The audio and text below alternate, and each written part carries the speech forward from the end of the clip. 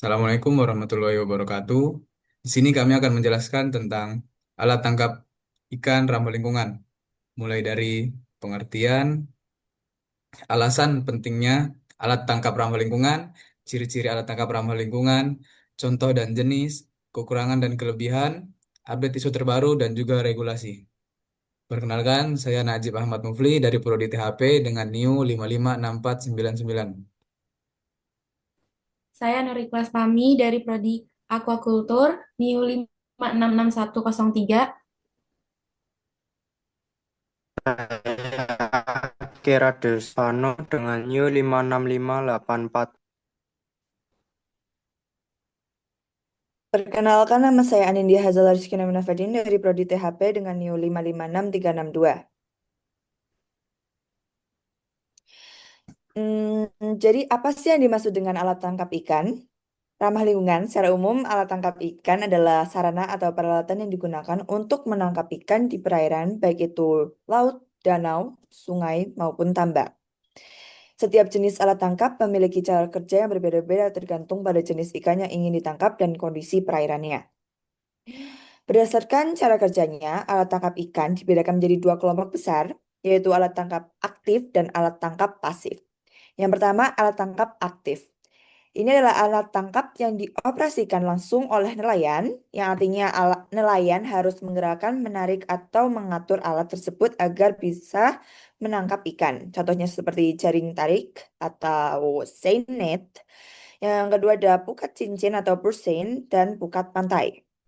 Pada alat tangkap aktif, kapal atau nelayan berperan aktif untuk mengarahkan jaring, sehingga jaring tangkapan bisa disesuaikan dengan lokasi dan jenis ikan yang diinginkan.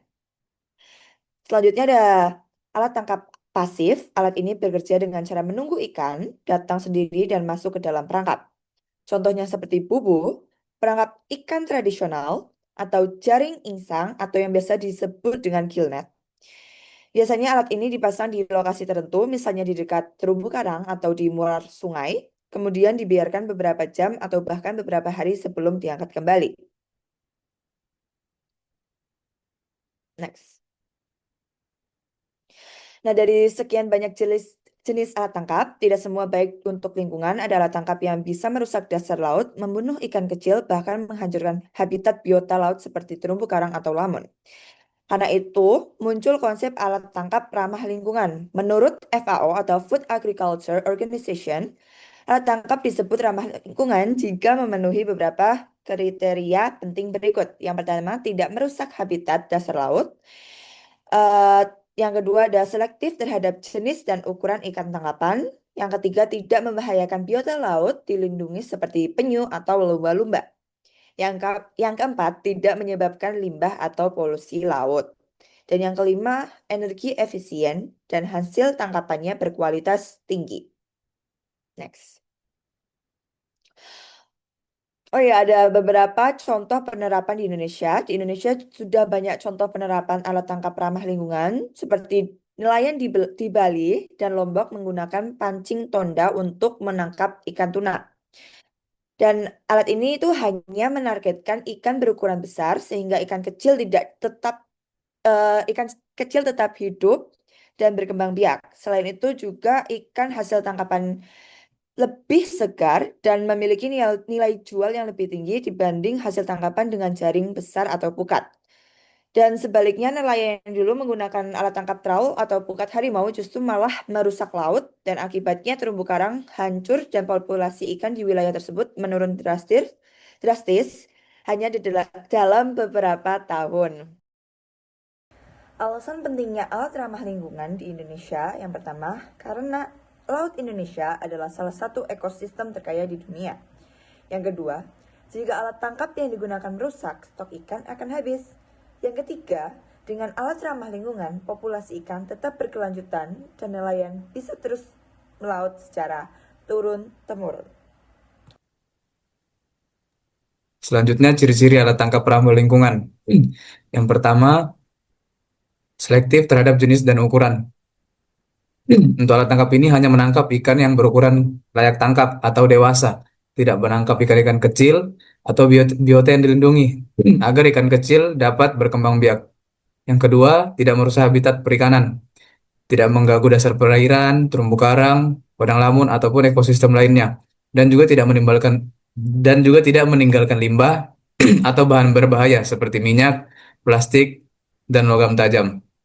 Ketiga, tidak menimbulkan hasil tangkapan sampingan seperti bycatch yang besar. Alat tangkap dirancang agar tidak menangkap spesies bycatch yang tidak diinginkan. Misalnya seperti gill net dengan ukuran mata jaring tertentu yang hanya menangkap ikan target. Keempat, tidak membahayakan nelayan dan biota laut. Aman digunakan oleh nelayan dan tidak membahayakan satwa laut seperti penyu, lumba-lumba, dan juga mamalia laut. Yang terakhir, menjaga keberlanjutan sumber daya ikan. Tidak menangkap ikan secara berlebihan dan juga penggunaan alat disesuaikan dengan musim, wilayah tangkap, dan juga jumlah stok ikan.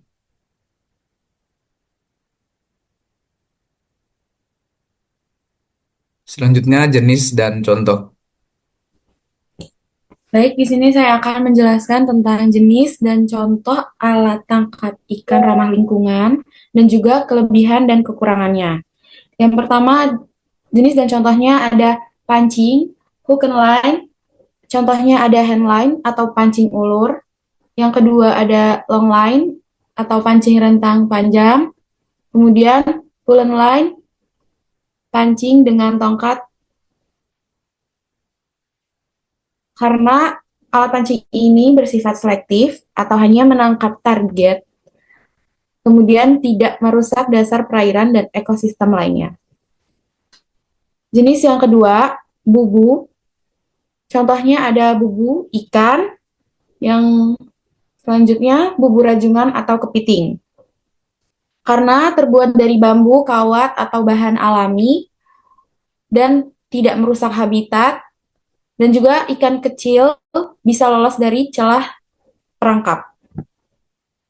Yang ketiga ada gill net, contohnya jaring pasif, karena dia tidak merusak terumbu karang dan dapat diatur ukuran mata jaring agar selektif. Selanjutnya, pukat cincin, pursein dengan modifikasi. Contohnya alat tangkap aktif, karena tidak digunakan di daerah karang dan juga hanya untuk ikan pelagis yang bergerombol. Kemudian yang kelima, perangkap lipat atau trammel net. Contohnya trammel net untuk udang dan ikan dasar. Ciri ramah lingkungannya, ukuran jaring dapat disesuaikan dan tidak menyebabkan kerusakan fisik pada ekosistem. Yang keenam, jaring angkat atau lift net. Contohnya bagan apung dan serok atau deep net. Ciri ramah lingkungannya tidak menyentuh dasar perairan dan tidak merusak habitat. Kemudian, kelebihan alat tangkap ramah lingkungan yang pertama ada menjaga kelestarian lingkungan dan ekosistem karena tidak merusak terumbu karang, dasar laut, atau habitat organisme lainnya. Yang kedua, selektif terhadap ikan target. Hanya menangkap ikan jenis dan ukuran tertentu sehingga ikan kecil bisa tetap tumbuh dan berkembang biak. Yang ketiga, mendukung perikanan berkelanjutan, menjamin hasil tangkapan tetap ada untuk jangka panjang. Yang keempat, aman bagi nelayan dan masyarakat sekitar. Tidak melibatkan bahan berbahaya seperti bom, racun, atau alat listrik. Selanjutnya, kekurangan alat tangkap ramah lingkungan. Yang pertama, hasil tangkapan lebih sedikit. Dibandingkan alat tangkap modern seperti trawl atau pursein, hasilnya cenderung rendah. Yang kedua, membutuhkan waktu lebih lama. Proses penangkapan ikan tidak secepat alat tangkap destruktif. Yang ketiga, membutuhkan tenaga lebih besar karena dioperasikan secara manual tanpa mesin besar. Yang keempat, pendapatan nelayan bisa lebih kecil karena hasil tangkapan tidak sebanyak alat tangkap tidak ramah lingkungan.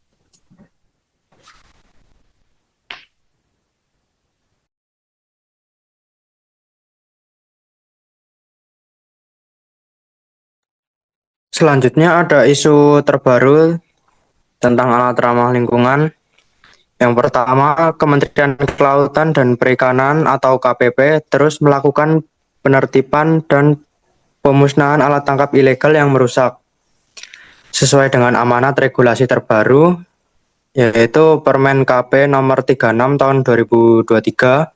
Contohnya adalah pemusnahan alat tangkap ilegal di Kapuas Hulu pada September 2024. Selanjutnya, pemerintah dan pihak terkait terus mendorong penggunaan alat tangkap ikan atau API yang ramah lingkungan dan selektif, seperti rumah ikan atau bubu lipat yang dikembangkan oleh Balai Besar Penangkapan Ikan atau BBPI Semarang. Yang selanjutnya ada regulasi terbaru. Permen KP nomor 36 tahun 2023 ini adalah regulasi terkini yang mencabut dan mengganti Permen KP nomor 18 tahun 2021 yang sebelumnya menggantikan Permen KP nomor 59 Permen KP 2020.